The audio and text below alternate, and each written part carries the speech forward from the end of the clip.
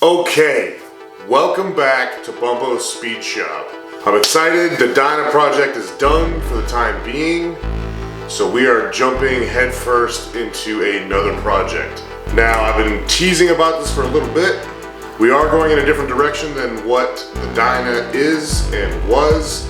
When I say different direction, I mean very different direction. So not only will this project bring some variety and hopefully a different viewer base, but it's also something I've wanted for a long time.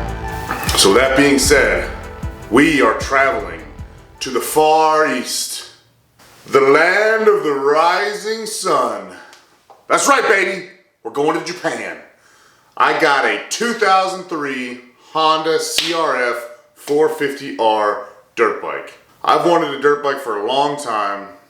I'm so excited. I got a hell of a deal on this thing. It does need some work, which is perfect for me because I can film it, I can document it, I can make videos, and hopefully help someone out with this bike or a similar bike in the future. I've already started doing some work to it. It's a lot of fun to work on.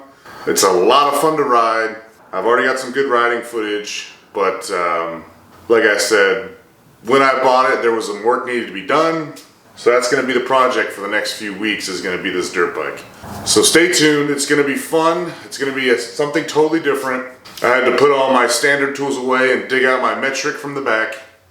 But I'm learning a lot. 4-stroke dirt bikes are a whole lot different than V-twin Harleys, so let's do this. It's going to be a great time. Another fantastic learning experience. So, without further ado, here is the 03 CRF 450R. I wish I could see that. Now, when I say I've wanted one of these for a long time, I don't specifically mean I've been wanting a Honda CRF, but I have been wanting a dirt bike.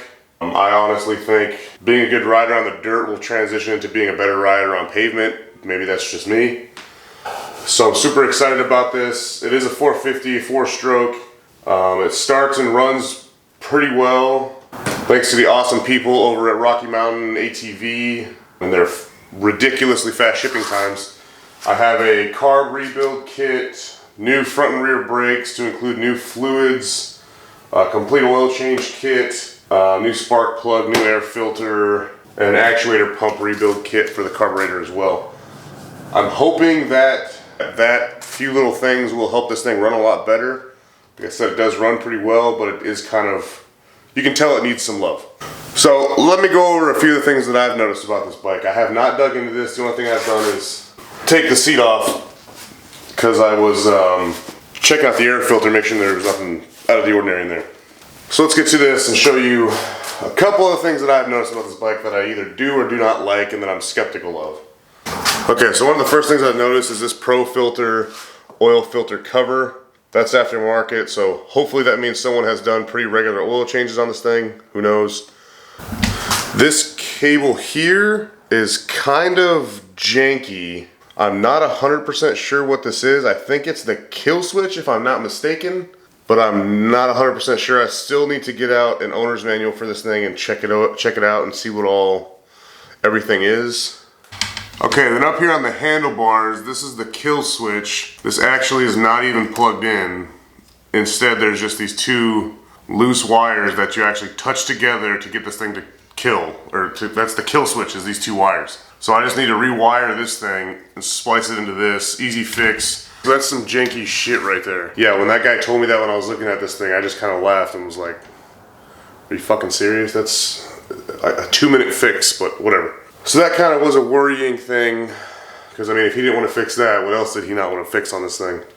The carburetor's had some work done to it, or it has an aftermarket idle mix screw down here, but I went ahead and did buy, like I said, a rebuild kit from All Balls Racing.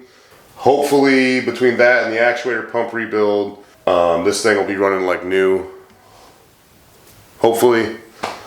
Not holding my breath too much on that, but I'm hoping it at least runs better and more reliably. These are not the stock plastics. As much as I like black motorcycles, I really like the stock Honda red and white plastics. So these are going to come off, and I'm going to replace them with an aftermarket brand of the stock colors.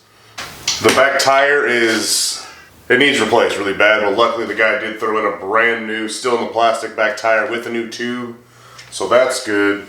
And then there's this one last thing that I'm not quite sure about, but I'm gonna go ahead and replace the whole muffler anyway.